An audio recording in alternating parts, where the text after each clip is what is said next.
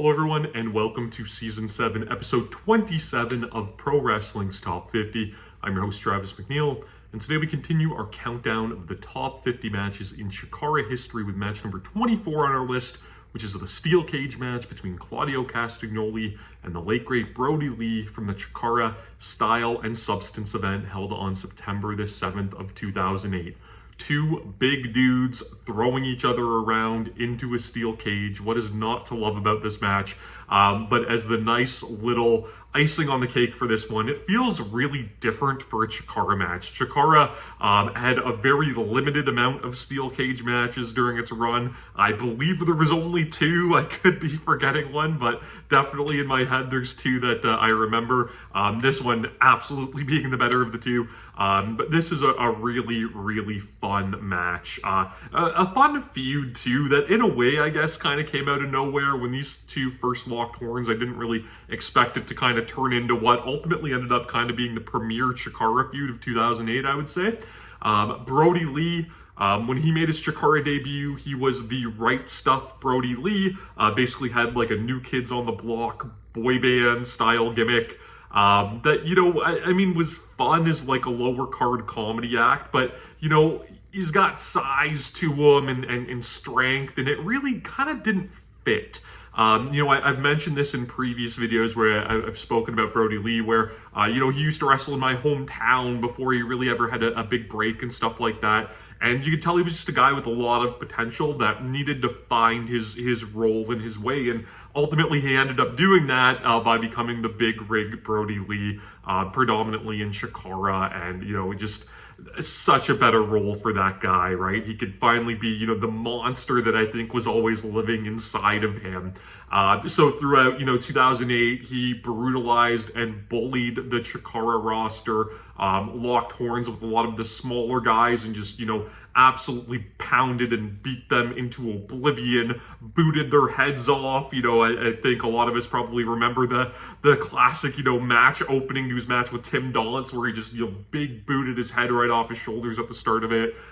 You know, remember a match where he just destroyed, I believe it was Passion Hasegawa, if I remember correctly, who was an import from Toryumon, and just, you know, chopped him into oblivion. So, you know, Brodie Lee was just dominating the roster, and, you know, enter Claudio Castagnoli, really the only guy on the roster of a comparable size and strength to Brodie at that time. So they did kind of make natural adversaries, but they ended up having a feud that basically could not be controlled by any CHIKARA officials. We saw, you know, double countouts and I believe double disqualifications and matches with multiple referees, and just, you know, it led to, I'm going to say, like a very like Shawn Michaels versus Undertaker, you know, Ground Zero into Bad Blood 97, you know, kind of set up for this match where they ended up having a big, you know, end of show, locker room clearing, referee roster clearing brawl. Claudio hit a big dive onto the whole pile, and it was announced that, you know, the only, you know, way that these two could settle this rivalry, they were going to tear down the ECW arena. They had to be contained somehow, so they would compete in CHIKARA's first ever steel cage match. This match starts with, I think, what kind of became a trend a little bit around this era, where a steel cage match would start with like a brawl on the floor. And, you know, that was kind of, I want to say, like, first really popularized by the amazing Abyss and AJ Styles steel cage match from TNA in 2005. So we started to see that, you know, kind of a lot all over the place. At the time, it probably bothered me a little bit, but I feel like, you know, now I'm able to let a lot of that stuff go, and you don't see it as much anymore, I suppose. But it also kind of, I guess, did an okay way of setting up, you know, the rationale between these guys needing to be in the cage. So you could kind of jump into this match without knowing the full story, and you get this, you know, early brawl on the floor, and Claudio hits like a big tope through the door of the cage, which was super cool. And then once they get in the cage, they're stuck there, right? So again, it kind of adds to that story a little bit. This match, though, like I said, it's just these two big dudes, impressively throwing each other around, being incredibly athletic too, using the cage super, super well as a weapon. We would see, guys like Keith Lee and Donovan Dijak, a decade later kind of redefine what it's like to be a big guy wrestler, being able to really throw around other big guys and also keep pace athletically. And these two guys, not to discredit, Lee and Dijak and all of those other wrestlers, these guys were like a decade ahead of them, doing very similar stuff. Brodie hits like a big overhead belly-to-belly suplex into the cage. When Abyss did that to AJ Styles at Lockdown 2005, very impressive, but Brodie doing it on a guy the size of Claudio, even more impressive. And there's a point where Claudio hits a gorilla press slam into the cage on Brodie, which again, if that's a super heavyweight doing that to a cruiserweight, you're like, that's an awesome spot. But when it's a heavyweight doing that to another heavyweight, it's another level of just impressive visual ability. And it's super, super cool. Claudio does like a big giant swing and like throws Brodie into the cage, which was super awesome. Brodie gets busted open in this match. I'm going to assume it was a blade job, which was super unlike CHIKARA at the time.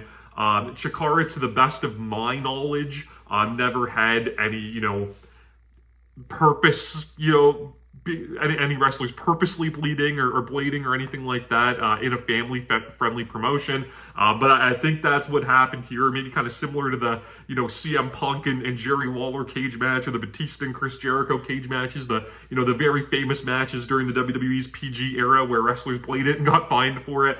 I don't know if that's what happened here, but I kind of think it did. But it made this match feel very un-CHIKARA, which was really cool, and it's kind of like that icing on the cake that added to the overall package of this match. They do a lot of fun spots. They tie into the story of their feud. There's a point where Bryce Remsburg, as the referee, gets bumped, and Claudio kind of has the visual pinfall, but there's no referee there. We get a really fun spot where they're both fighting on top of the cage and fall off into a double crotch on the top rope. It leads to this, big moment at the end where Buck Hawk, Shane Hawk, whatever you want to call him, he comes out with a chain and tries to pass that along to Brodie. He's stopped by Sweet and Sour Larry Sweeney, who had previously been aligned with Hawk, and Marvelous Mitch Ryder, the late Marvelous Mitch Ryder, as the Fabulous Three. I believe Robbie Ellis was a part of that group as well. Shout out, Robbie Ellis. But, they'd kind of done this story that I'd actually forgotten a little bit about prior to rewatching this match throughout 2008, where, Sweeney was trying to show that he'd cleaned up his act a little bit, was no longer aligned with these guys who were kind of starting to align themselves with Brodie. He was trying to prove to Claudio that he was a changed man. They had their history through the Kings of Wrestling stable, when that got expanded to include Sweeney, and Sweeney had managed Hero and Claudio in Ring of Honor, and through Sweet and Sour incorporated it. So there, a lot of history between the two of them. So that was kind of a storyline at play. Watching it now, though, it just put a smile on my face to get this great Larry Sweeney cameo at the end. But it leads to a big time finish where both guys are fighting on top of the cage. Claudio, hits an uppercut that sends Brodie off. And then just a crazy, crazy finish to this match where Claudio Castagnoli hits a diving European uppercut, but off of the top of the cage, which is just completely wild to throw your body like that. And I mean, it's not like your opponent is really catching you, right? You're hitting him with a European uppercut and taking the bump. So an incredibly risky move. The visual of, Claudio, such a big dude standing precariously on the top of a steel cage. And it's not like a WWE or an AEW style steel cage where you kind of have, that truss around the top for a little extra stability. This is just, top of a chain link fence. So incredibly risky and dangerous. A super cool finish. He hits the big Euro, finishes him off with like a last ride style Ricola bomb, which was a really cool finish. And again, just another crazy display of power. And that got him the 3 and wrapped up what was a really fun feud. It's something, again, watching this back now, Brodie having passed and Larry Sweeney having passed. Again, it's just a match that's going to make you feel good to watch. You can watch this match, of course, on independentwrestling.tv. CHIKARA also has this one uploaded for free on YouTube. I'll link that on my Twitter account, so there's really no excuse if you haven't seen this to go ahead and give it a view. Or if you have, it's definitely a great revisit. You can subscribe to my channel here on YouTube so that you never miss a video. Follow me on Instagram and Twitter at Wrestling50. And please join me again next time as we continue to count down Pro Wrestling's Top 50.